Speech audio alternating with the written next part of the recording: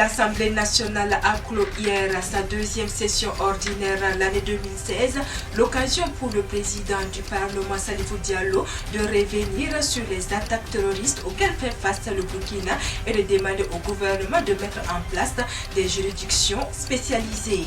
3 nouveaux permis d'exploitation ont été accordés à 3 sociétés minières. C'était hier à l'occasion de l'hebdomadaire Conseil des ministres. Le ministre de la Culture, des Arts et du Tourisme, Tahirou Barry, nous donnera les grandes lignes du Conseil des ministres. En sport, nous parlerons de la 6e journée du Faso Foot de 2-1 qui se joue aujourd'hui et demain et des décorations au ministère des Sports et des Loisirs. Voilà, c'est ce qui constitue la une de l'actualité de ce vendredi 23 décembre 2016 sur la première web radio du Burkina.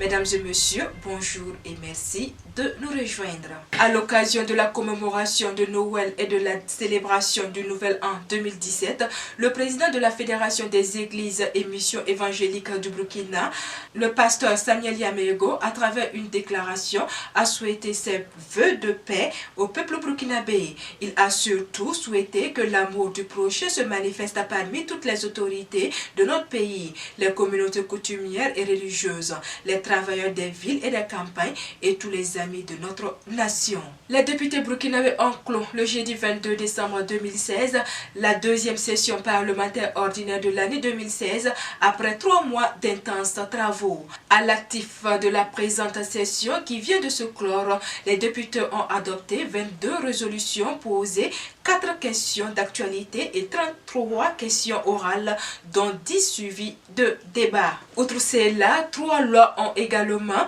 été adoptées. Il s'agit de la loi portant réglementation générale de la commande publique, de la loi portant statut général des forces armées nationales et de la loi portant conditions d'avancement des personnels d'actifs des forces armées nationales.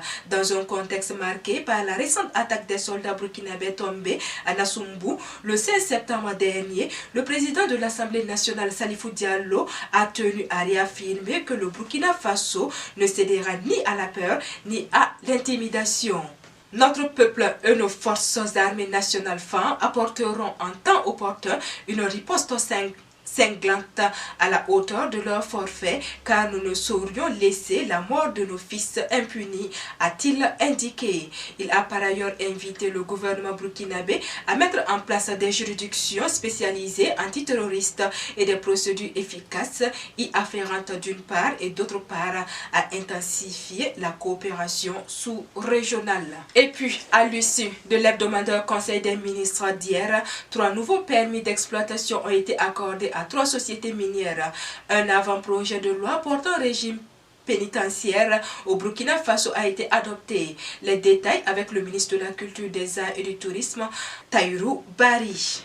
Au titre du ministère de la Justice, des Droits humains et de la Promotion civique, le Conseil des ministres a adopté un avant-projet de loi portant régime pénitentiaire au Burkina Faso. L'adoption de cet avant-projet de décret est liée au fait que l'ensemble des textes régissant la matière pénitentiaire au Burkina Faso relève du domaine réglementaire. Or, la Constitution, en son article 101, prescrit de façon claire que le régime pénitentiaire relève du domaine de la loi. Au titre du ministère de l'Économie, des Finances et du Développement, le Conseil a adopté le projet de schéma directeur statistique 2016-2020. Ce schéma revêt une importance capitale car sa mise en œuvre va permettre de produire et de diffuser à bonne date des informations statistiques nécessaires à l'élaboration et à la conduite des politiques publiques de développement. Il va également contribuer au suivi du PNDS. La mise en œuvre du schéma directeur de la statistique va coûter autour de 113 milliards de nos francs CFA. Enfin, au titre du ministère de l'Énergie, des Mines et des Carrières, le Conseil a accordé le permis d'exploitation industrielle de grandes mines à 3 sociétés. Il s'agit de la société Semafo Bungum dans la province de la Tapua, la société Netiena Mining dans la province du Naouri et enfin la société Bouré Doun dans la province du Tui. L'exploitation de ces 3 mines contribuera à la création et au maintien d'au moins 2000 emplois directs et indirects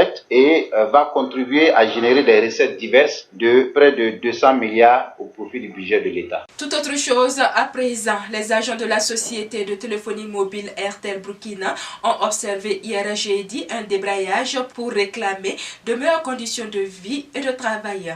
Rassemblés devant le siège de la société 6 au quartier Koulouba, les travailleurs de Airtel ont observé un bref sitting pour alerter la direction sur leurs conditions de vie difficiles.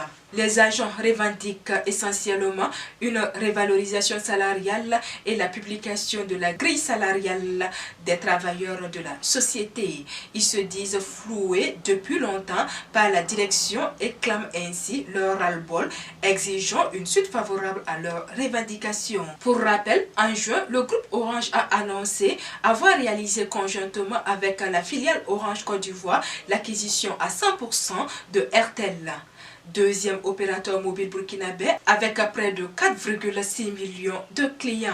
Lors de cette acquisition auprès de Bharti Airtel International, le groupe français a promis des investissements sur les prochaines années afin de permettre aux clients burkinabés de profiter de l'expertise et du dynamisme du groupe Orange en termes d'innovation et de développement de l'écosystème numérique.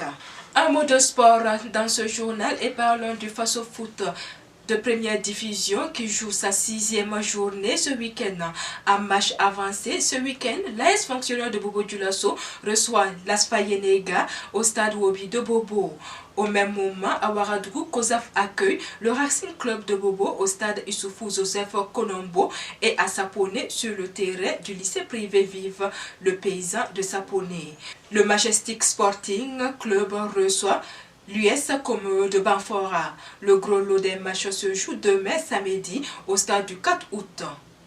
L'Union sportive de Ouagadougou USO se mesurera à l'AS Sonabel, tandis que l'étoile filante de Ouagadougou EFO croisera les campons contre la formation bourgolaise du Raïmo FC. Le Santos FC sera opposé à l'US Forces Armées, l'AGEB défiera leur leader, le RCK, et enfin, l'AS Police tentera de rebondir face au BPS de Koudougou. Et comme je vous le disais en titre, le ministère des Sports et des Loisirs a distingué hier les acteurs des plus méritants de son département à l'occasion d'une cérémonie de décoration. Parmi les récipiendaires, le vainqueur du Tour du Togo et du Bénin 2016, le cycliste Mathias Sorgo. Il a été fait chevalier de l'ordre du mérite de la jeunesse et des sports avec agrafe sportif. Comment l'étudiant cycliste de 26 ans reçoit cette distinction? Mathias Sorgo. Réellement, c'est un honneur, la reconnaissance de toute la nation burkinabé à mon égard. C'est pour dire que nous faisons un travail pour cette nation et cela vient apporter un plus au monde du cyclisme. Dire que les camarades et les collègues, nous devrons tous dédoubler d'efforts pour travailler parce que toute la nation est là et suit de près ce que nous faisons. Au total, c'est 66 récipiendaires qui ont reçu leur médaille dans l'ordre du mérite, dont un commandeur, 6 officiers et 49 chevaliers. Et c'est très sportivement que je prends congé de vous. Merci à vous qui nous avez suivis et excellent week-end à vous.